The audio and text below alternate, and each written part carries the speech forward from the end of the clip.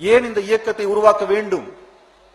ஆக உங்கள் மனதில் அந்த கேள்வி இனி எழ வேண்டாம். மற்றவர்கள் கேள்வி கேட்டாலும் நீங்களே என் சார்பாக பதில் சொல்லலாம். இந்த இயக்கம் எம்எல்ஏ எம்பி ஆவதற்காக துவக்கப்பட்ட இயக்கம் அல்ல. நான் ஏற்கனவே கூறியபடி பல குறிக்கோளுடன் துவக்கப்பட்ட இயக்கம்.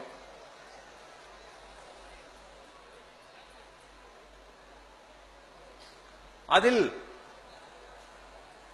முக்கியமாக என்னவென்றால், நம்முடைய நாட்டு பணி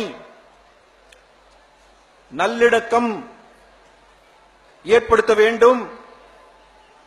ஜாதி மத பேதங்களால் வேறுபட்டு துண்டுபட்டு வலிமையந்து தொழில் கெட்டு பெயர் கெட்டு வலிமையந்து வாழ்க்கையை கெட்டு குட்டிச்சோராகி அல்லல் படுவதை மாற்ற வந்திருக்கிறேன்.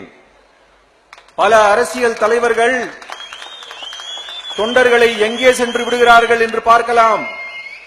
கடைசியாக கொண்டு சென்று விடும் இடம் அது காவல்துறையாகத்தான் இருக்கும். எத்தனை பேர் மேல் கேஸ் உள்ளது என்பது நான் விளக்கி சொல்ல வேண்டிய அவசியம் இல்லை. எங்கள் கட்சி ஒருவரையும் காவல் நிலையத்தில் கொண்டு சென்று விடாது.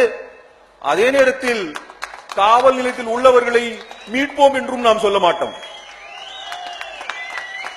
நீதித்துறை, காவல்துறை ஒருவனை குற்றவாளி என குற்றம் சாட்டி காவலில் வைக்கும் போது அதை நான் மீட்டெடுப்பேன் சொல்வது ஒரு வகையில் மடத்தனம் என்று தோடுகிறது. சட்டத்தை மதிக்காத ஒரு அராஜகம் என்று கூட தோன்றுகிறது. நாம் அதில் எல்லாம் ஈடுபட மாட்டோம்.